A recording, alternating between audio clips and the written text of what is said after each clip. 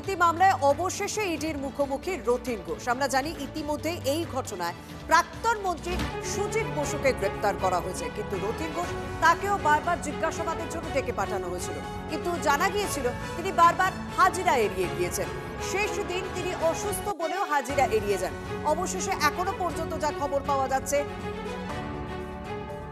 এই মামলায় অবশেষে ইডির মুখোমুখি হয়েছেন রথীন ঘোষ। বিস্তারিত জানাবেন সহকর্মী রঞ্জিত সঙ্গে রয়েছে। রঞ্জিত, কখন রথীন ঘোষ যান, এখনো পর্যন্ত সূত্র মারফত কি কি খবর রয়েছে?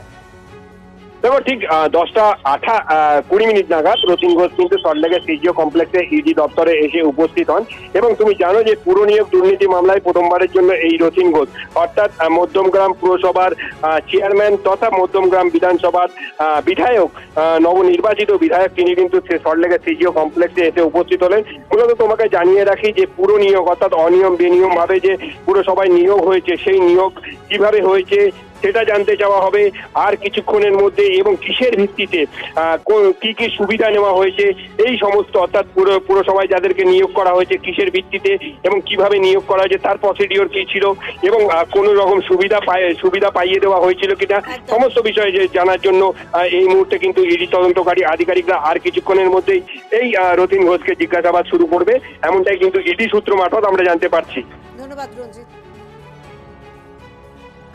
আমায় ডেকেছে কিসের জন্য আমি তো জানি না, জানতে পারবো, ভেতরে গেলে জানতে পারবো। আমায় ডেকেছে কিসের জন্য আমি তো জানি না, জানতে পারবো, ভেতরে গেলে জানতে পারবো।